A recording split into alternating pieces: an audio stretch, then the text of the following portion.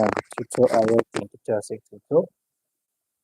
And in today's tutorial, that happens to be the continuation, second to the last class we're having on the course ACC411. And we apologize starting this pretty late. Alright, like I usually say, irrespective of the situation around things, we must always take advantage of the situation and make it in our own favor. And here we are starting this late. So it's not gonna be a long one. It's gonna be pretty short. So I need you to please pay total attention. Okay. So I'm going to be talking about the changes in the professional appointment. Don't forget, we have been talking about auditor, who the auditor is, what the auditor is expected, and some legal aspect of being an auditor. All of this we'll be talking about from the very beginning of this course. And basically today, we're going to be considering the appointment. When it comes to the appointment, when an auditor is to leave an organization, probably maybe due to retirement or other things. So we want to consider the things that are involved. And without further ado, let's just straight into. But just before then, for those of us who are new to the stream, for those of us who haven't subscribed to the channel, let's do well to subscribe to the channel. All right, let's do well to smash the like button, and also let's ensure to join a private class where we walk you through all your courses throughout the semester.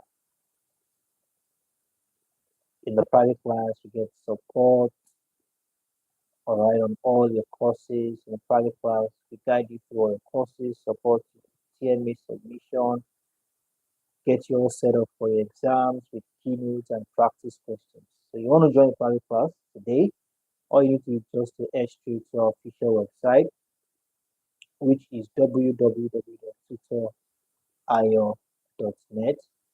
And on the top right hand corner, you find the WhatsApp button, and use the WhatsApp button to send us a DM. From there, to pick it up and we'll guide you into the private class. So now we are talking about the changes of professional appointments. All right, change of an existing auditor. So let's consider some things under this. According to section, change of an existing auditor.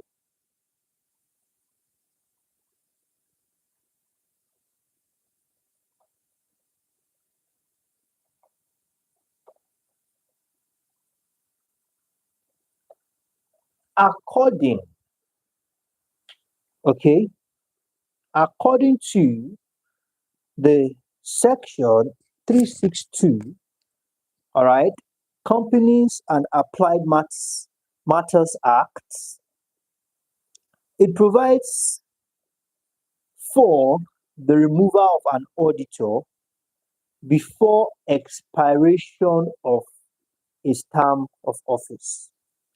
All right, so if you want to remove an auditor before the expiration, all right, of the term of his office, then there are certain things, all right, that must be observed. Now, it says, number one, a company has grown bigger in size and level of activities, and the current firm is too small to cope with the demand of the expanding client.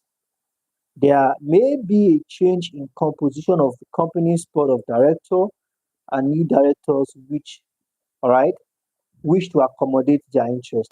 Also, it says there may be perceived lack of independence, possibly one that has just arisen. And lastly, a disagreement between directors and old audits. These are some of the reasons why an organization can relieve an auditor of his duty before, all right, before the due time whereby is to leave that office. Are we together? So now there are procedures. So let's take something down on that. So we have law of confidence in the old audit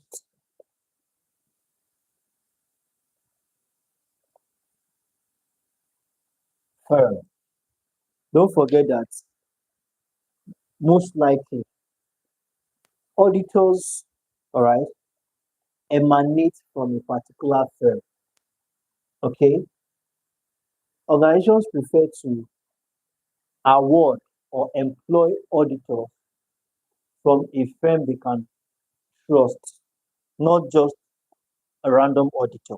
So if an auditor is leaving this organization before it's agreed, all right, time before the agreed time, all right, it could be as a result of this point. Disagreement between directors and old audits. All right, let's just do that as disagreement. Okay. Also,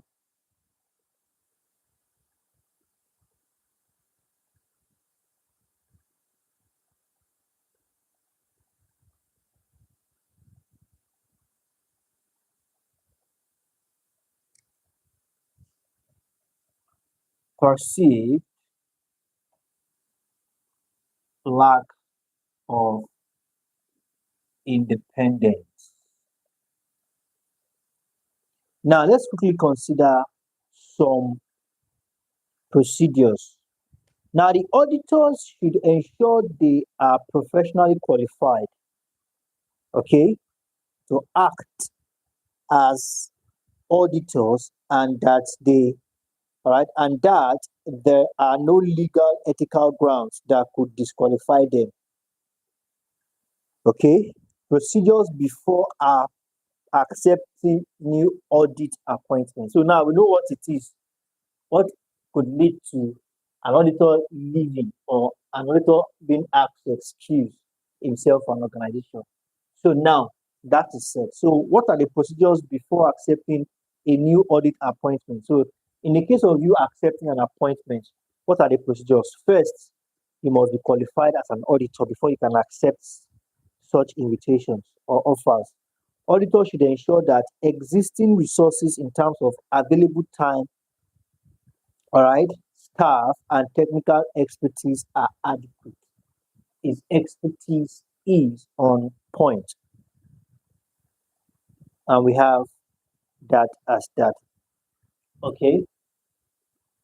Now, so what are the professional inquiry? Now, upon nomination, the prospective auditor should inform the prospective client that he has a professional duty to communicate with the existing auditor. Right? Those are the questions the auditor should be asking. The auditor that has been newly employed in an organization. Okay. The auditor should also ask questions like, if the prospective client refuses to give its permission, the appointment as auditor should not be accepted. Definitely, the auditor who is coming in should know, all right, should have access to the history of activities of what the auditors in that organization before him had experienced. Ask questions. You don't just want to accept the job. You want to know what has been on. You want to know the history. Even doctors, they have file. They will go and check. If you are going to the hospital, they will take your file, they will take your information. They begin to ask you questions. Does your grandparent, does your grandmother, does your mother have this illness, this and that? Why they are they want to know the genesis. All right. They want to know the genesis of the nature of things before they can do their job without interference and perfectly. Don't forget, whatever the auditor says about a financial position stands. So if unfortunately, all right, he says some other thing, he has lost his job automatically. So he needs to ask questions. That's what we call professional inquiry. All right. So like I said earlier, it's going to be a pretty short one. Where here we call a wrap for tonight. So in our next class, we'll be talking about advertising and publicity. Okay. So thank you very much, everyone. I believe I've been able to gain something in tonight's class. So we talked about changes of existing auditor. We've talked about in tonight's class now. We've discussed the change of auditors, change when we talk about change in the professional appointment. Okay, and the appointment has been given, and in an appointment, all right, how long you have to work usually specified, your benefit and everything are usually specified. All right, and if anything is happening, there are certain things that could lead to it. We'll discuss all of that. And also, when you're accepting a new offer, we'll also discuss what you should be looking at. And also, when you accepted it, all right, certain questions you should ask as a professional auditor when accepting an offer. So we have all discussed mine. Thank you very much, everyone. You have a wonderful evening and bye for now.